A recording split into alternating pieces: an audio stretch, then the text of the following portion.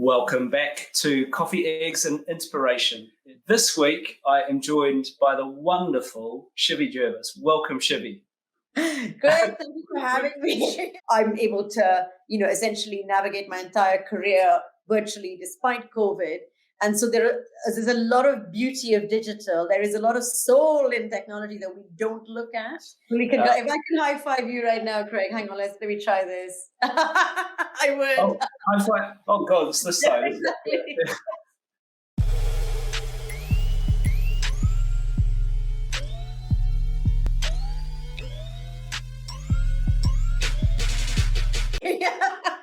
Hey, it's Friday, right? Really good to be in your hot seat. This is quite a nice shift, actually, from when we first met, 3 years ago at MadFest, when Craig and we did the keynote on the same stage for a really energized audience. And now we're doing it from our living rooms and conservatories. Yay, COVID, right? And what a hard act to follow you were on the stage. We're both sort of speakers on the circuit, I guess you'd say. Shivvy much more prominent than me, so we thought we'd treat this sort of like more of a conversation than an interview. I'm going to introduce Shivvy because she's far too modest to do it herself, and she may introduce me, and then we'll go from there. So, Shivvy Jervis, a futurist, a speaker. An international speaker, a founder of Futurescape, I think 248, and TechRound's top 10 BAME entrepreneurs, amongst many other accolades. You can find Shivvy online. I will link it below and put cards up here and wherever it comes out on YouTube, etc. But I've seen Shivvy talk about her topic of interest live on more than one occasion, sometimes live, sometimes on video, and she's wonderful, and I feel very privileged. So that's Shivvy. Look who's talking. So on my right, your screen left, is Craig Fenton, who I met with and clicked with instantly 3 years ago at a fantastic event. He is Director of Strategy and Operations at Google UKI, and all round, I would say, innovation maverick, really. What I love about you, Craig, is that your thinking is extremely original, and that's why I wanted to do this with you and vibe with you online and do this podcast. And I mean, you wear many hats, at work, but I would say in the industry, you are seen as one of those people that are really humble despite this crazy wealth of knowledge that you have. And so I'm glad we're doing something together today. Oh, I feel very uncomfortable. I don't like being the centre of attention, but thank you very much. It's very kind. Let's start. We're both actually parents as well. We live and work in the technology industry, but we're parents. I've got a couple of teenage sons, and actually one of them's got his girlfriend here today. Shivvy, you've got some younger children, right? 3.5 and 5, yeah.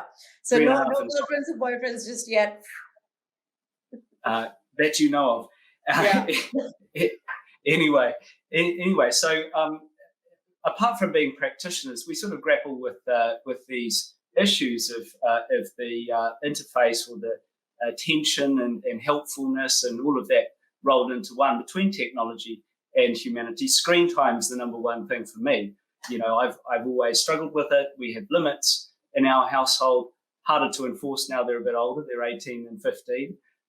Gaming's a big thing. But it's one of those things that sometimes gets in the way of family relationships. So it's something I think about a lot as a parent, and we certainly think about that, as a company at Google as well. How about you, Shivvy? Yeah, it's a fascinating one, because I've been invited on BBC to debate this a number of times.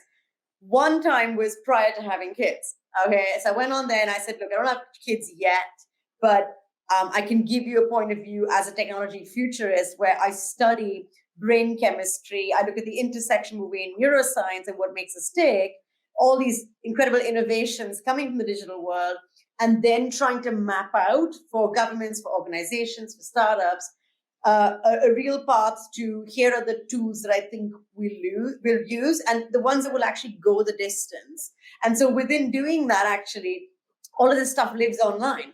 So how do you use it if you're having to be overly conscious about screen time? But you're absolutely right. There is a difference between head down all the time, speaking like this, or actually, worse yet, people sitting around a table messaging each other, which I've seen young people do sometimes. And I think one of the things I say in my talks, Craig, is, it's about time that we find a hybrid sort of reality where we're not just heads down on our devices. I think what digital should do is be this enabler to lift our heads up and, God forbid, prompt us to have a real conversation. Even right now, even though this is a screen, we're still having a proper live conversation. And I do think that from a health point of view as well, being buried in the virtual world isn't going to be as beneficial. Of course, COVID means that we've had to do that. But there is now this interesting shift where even as we're becoming more digital is starting to actually I think, encode and decode human needs far more than ever before. So a bit of reverse digital engineering happening here, which I think will allow us to balance what we get from this, which is a great deal. The interactivity you get from there can be fantastic. And my son's learned Spanish. I'm able to, essentially navigate my entire career virtually despite COVID. And so there's a lot of beauty of digital. There is a lot of soul in technology that we don't look at.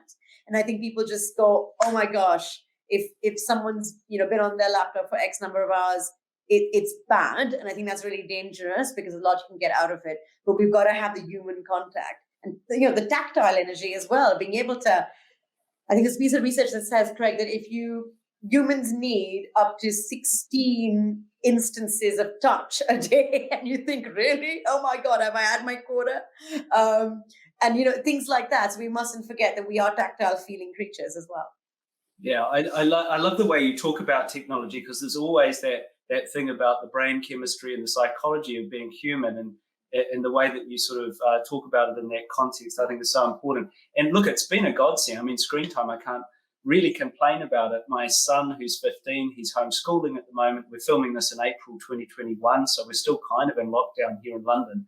And he talks every night in these sort of server rooms in a game streaming environment to his friends. And it's been a social outlet. Yeah.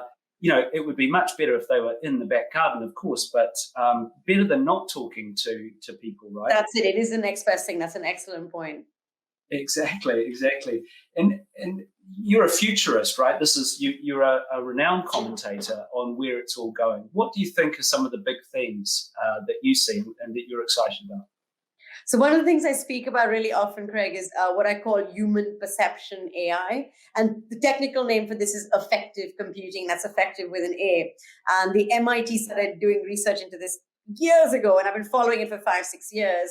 And I try and sort of demystify some of these fascinating things that I tried and I test at labs, and being able to, through my own lab, just make it really palatable. And so I think human perception AI, think of it as emotionally aware software, where we finally start to see a lot of the digital tools that we use, whether it's an app or a website. I know Google are already on this. You guys are absolutely progressive in this already, is able to just understand situational context far more than some of the stuff we see today, such that the interaction between the actual human and the other end and the software, the algorithm, the code, isn't as clinical as it still can be with certain tools and services that we do use now. And all of this comes back to the digital economy. If you're locked out of the digital economy, if you don't have access to the internet, you don't have the know-how to use it, then actually it's not just trivial. It can cause serious drawbacks in your life. So if we have software that can start to perceive, understand, and then respond to our human emotions, understand the wider situational context, I think that's going to take us to a different level. And we are seeing that rolled out more and more with either virtual assistants and bots who actually understand wider situational context and the nuances of human conversation. So not just a if this, then that, because sometimes you come away from this conversation with a bot going, I'll never get that 1 hour of my life back. But that's shifting. But then you also see it in education, in adaptive learning software that can flex to suit human needs. And it's not a one size fits all. So workplace and educational learning as well, adaptive learning systems will be tremendous. And then lastly, something I call AR commerce. So the shift from e-commerce to AR commerce, I call it. And that's using augmented reality to grow our businesses online, to sell, to be able to bring a concept, a piece of information about your brand or yourself to life without someone having to physically be in a store. And of course, COVID's accelerated that. So you hold up your phone, either hover it over a QR code, like we all know how to do, or the brand's logo, and it pushes the digital experience to your phone such that I can now suddenly see you, Craig, demonstrating something to me, your product or service, but as though you were stood in my room or you were, perched on my table. And I'm able to see, I think, data as well visualized in 3D. And, we actually absorb and retain 4 to 6 times more information with this particular method, which is why I think this is another big area to watch. Well, it's a really interesting aspect that you raise. In a way, if you think about it, the phone or the screen that we're looking at now, the TV screen, they're sort of rather incorporeal. They're very external to us, aren't they? And in many ways, it's a clunky interface, but yet there are trends that are making the experience of interacting digitally much more human. My parents are in their late 70s, and they're incredibly intimidated and frightened by this, but they're very good using their voice and interacting with an assistant of some sort. And they even tried VR the other day, and found nice. it quite interesting because it's quite intuitive, isn't it? It sort of transports you to a different place. Correct. Exactly. You hit the nail on the head. It's actually, you're right. How do you create that blended world where you need not forsake one for the other? I don't think it needs to be this huge fight between on and offline or digital and real. Your digital can have elements of real as it does now. Your real can have healthy elements of digital. And I think that's actually where the true value and sweet spot lies. Yeah, it's interesting, isn't it? You call it AR commerce, I think is the phrase that you had, augmented reality commerce. In the early days, we called it e-commerce. And I wonder whether the E is even necessary now, particularly in COVID, because, brands have had to adapt, haven't they, retailers? Correct. And we're all in some way in this sort of very hazy mesh that sits somewhere between the two. And there's not really the online business and the offline business. The two are coming together big time. Exactly. Wonderful direction of travel, I think. And what about, let's get deep here for a moment. The relationship between humanity and technology. There's a ton of news, both deeply negative, deeply positive and helpful. It's all of that sort of smashed together. How do you see technology in a world where humanity is advancing as quickly as technology? What does that tension look like? Yeah, and see, the thing is that you've got to have the healthy tension points. You got to have those points where there is that friction. Otherwise you're not doing something right. So I would say, the absence of that would worry me. I disagree with dystopian points of view, and that's why I often will get on stage and say, okay, I'm a futurist, but guess what? I'm one of those really hopeful ones where I'd rather tell you what could go well than lament everything that's going to go wrong. Although the research I put out through my lab is very measured, and it does give you the caveats and give you the warnings of here's what you need to be aware of. So, for example, the ethical oversight of these advances is as important as the speed at which some of these great new advances are rolled out that are helping us, for example, learn better, to be able to get around, mobility, infrastructure, smart cities, smart everything, really. But, you have to then stop and say, is it actually augmenting our human potential? And that's sort of the measure I use, or in a way, I suppose, the criteria as a futurist is I look at, is this human-led innovation? And you might think it sounds silly to say human-led innovation because surely all innovation should be human-led. But you and I both know that isn't always the case. Often human needs are retrofitted into the equation. But we're now seeing almost a movement of sorts, I think, coming from what I like to call the basement founders, the people that aren't necessarily big mainstream names or always in the press, but the real sort of maverick inventors who are making sure we factor in actual elevation of human potential, augmenting our actual skills, our needs, our desires, our human wants at the outset itself, so that when you use a particular tool or service or whatever it is, this advance then is a catalyst and it's an enabler. And so I actually think that relationship isn't as dystopian or fragmented as we think. We've just got to make sure that ethical oversight and regulation, for instance, catches up to it and almost moves in tandem. Yeah, well, I find myself standing here. I'm searching for a point that we can debate, right? We have a difference of opinion, but I actually completely agree with you on this. I'm also a technology optimist. Yeah. And I eschew I reject the dystopian view of the world. Like any tool, of course, technology can be put to good use and bad use. And it's important to be intentional and to bring in thoughtful regulation where that's required as well. Over-regulating, because over-regulation, as you and I well know, can also choke and stifle innovation. So you're absolutely right when you say, healthy and measured as well. Absolutely.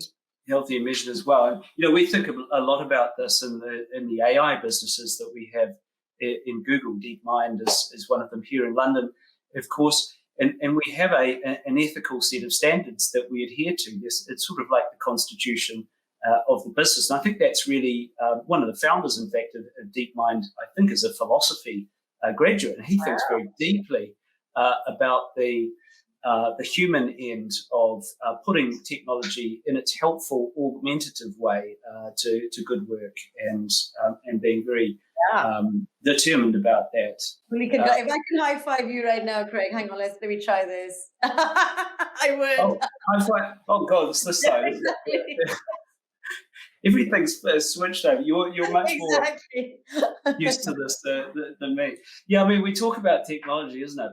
I did a TED talk the other day, and the topic was technology, humanity in the digital age. I think it was. I can't even remember the title. But the thesis of the talk was that the digital age is more than ever a human age, and you talk about this a lot. What does that mean? Well, it means that technology in and of itself has no value, actually. It's the application. I love that. Digital age is a human age. I love that. I mean, so it's the application of technology that has value. And Correct. Guess who decides that? It's us. It's us in the design process. It's us in the application process. And the possibilities, I think, the really exciting possibilities of advanced digital technology are more about harnessing that technology, as you say, Shivvy, in this augmentative way to create really exciting human relationships and human possibilities. And I really, truly believe that. I think it's absolutely heading in that direction. Though we both know that although probably talent for sure is evenly spread, opportunity is not, and nor is access to digital technology. Talk to me about that. Yeah, so don't get me started. How much time do we have? So I talk a lot about the digital divide because it's a sort of invisible fracture that doesn't always make the press. A lot of folks that I talked about are like, wow, I didn't know this existed.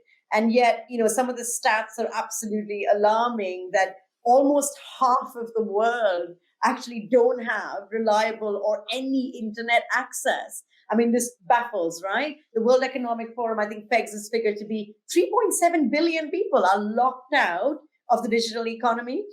And by digital divide, Craig, I mean the sort of social fracture that it's causing between the digital haves and digital have-nots. And this is not who has a better phone. This is, do you even have access to the internet in the first place?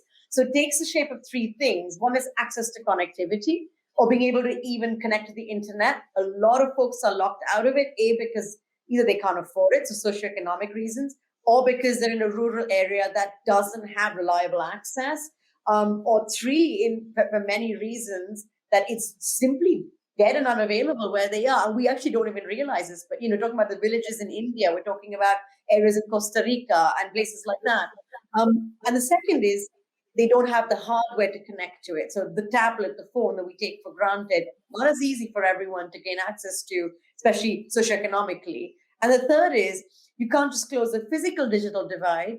You've also got to close it with knowledge. So it can take the form of those who I think have difficulty actually gaining that digital literacy to use this connectivity in the first place with, just having the ICT knowledge. And you're locking out those experiencing poverty, the 1 billion globally disabled, migrants, the elderly, all stand to suffer the most because of this. Apparently, women also suffer disproportionately. And Craig, lastly, it amazes me that as it turns out, in this last year with the lockdown, more than 1 billion children across the globe were, and many countries still are, absolutely locked out of virtual education this year. So the ramifications are far wider than we think. It goes into accessing social welfare services, managing your household amenities, being part of civic life, skilling and job opportunities. And so that connectivity is a gateway for that. Absolutely. So, what a stat, right? 4 billion out of 8 billion, only have access to the talk that we're doing now and everything that we take for granted. And actually, even that's not equal if you're on a sort of simple phone with low bandwidth. You won't be watching, you won't be streaming video, will you? That all sounds a bit negative. We can't end on a negative note. No. There must be some optimism. What can we look forward to? Yeah, well, there's a lot we can do with that. And that's one of the things I've been campaigning for with governments and with organizations is, hey, here are some radical breakthroughs or emerging technologies that have the potential to start really shifting this conversation. And I'll focus on infrastructure initially. So already there's a viable solution, which is satellite broadband. And this is launching small satellites into orbit that are over 60 times closer to Earth than traditional ones, by the way. And I know SpaceX is a slightly controversial company, but their Starlink project is actually a low latency one, which means less time between one data point reaching one point to the other. And they were already in beta stage and in February this year. The other one is next generation wireless. So yes, there's 5G. There's also Wi-Fi 6. And this stuff can be a boon for rural or remote areas.